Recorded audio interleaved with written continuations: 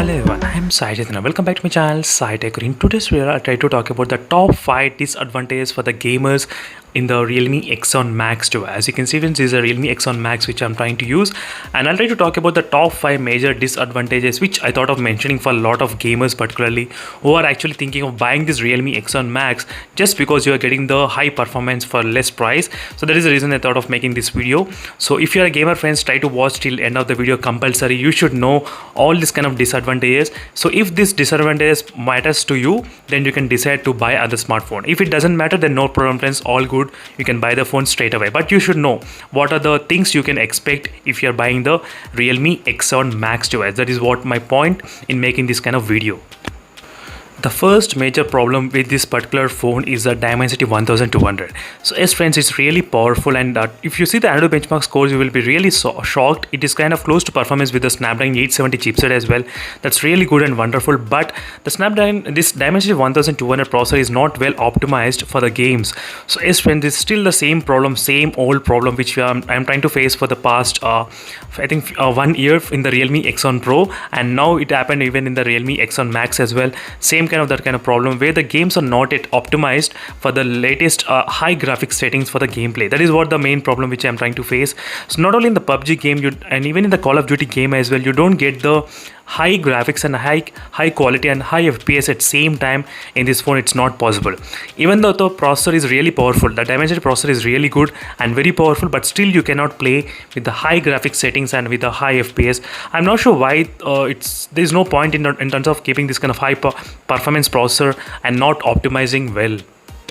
So which is not the problem with the Snapdragon 870 chipset friends, which is Snapdragon 870 is really good. Even the Snapdragon 865 is also really well optimized than this Dimensity 1200. Yes, so that's true. Yeah, Snapdragon 865 is really optimized.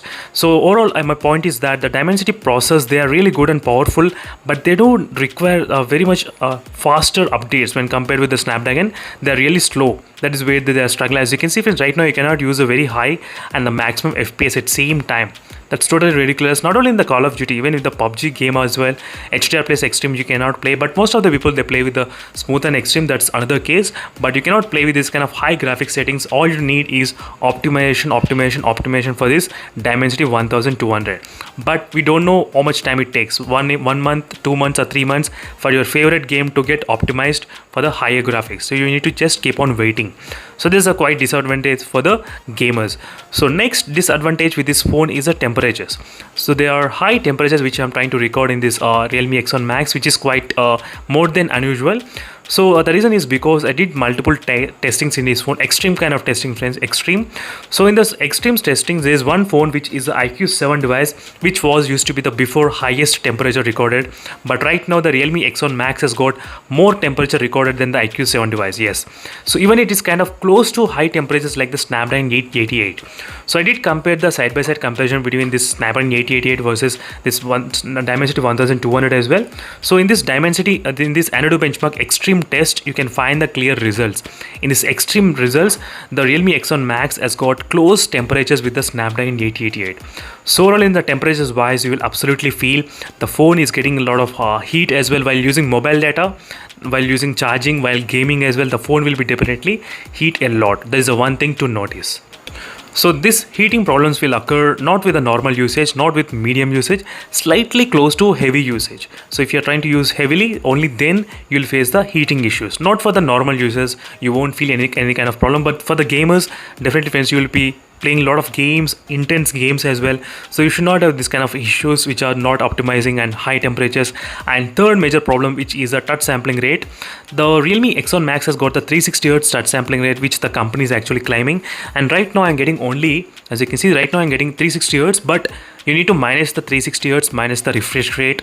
The total we get output is 240 Hz only. So that is another problem which I am facing in this phone. So for the gamers, you do require the instant that kind of 360 Hz touch sampling response time. That will be really good advantage for the gamers. So you should consider even this one friends. Even I'm unable to see this kind of, actually I should see about 420 something like that. If I do the minus, I'll get 360. So maybe I think 480 something around that kind of number I should be able to see here. If I do the minus of refresh rate, I should get the 360, but that's not the case. I'm getting only 240 Hz refresh rate in this Realme X7 Max. That's a really, I'm not sure why it happened in this particular Realme model only. I did upload side by side video comparison with the Realme X7 Pro, Realme X2 Pro, Realme X7 Max. So those phones are Realme X2 Pro is good, completely fine, but X7 Pro and the X7 Max is not good. They did show this kind of low performance in terms of the touch sampling rate. This is another point which I thought of just mentioning for you, a lot of users.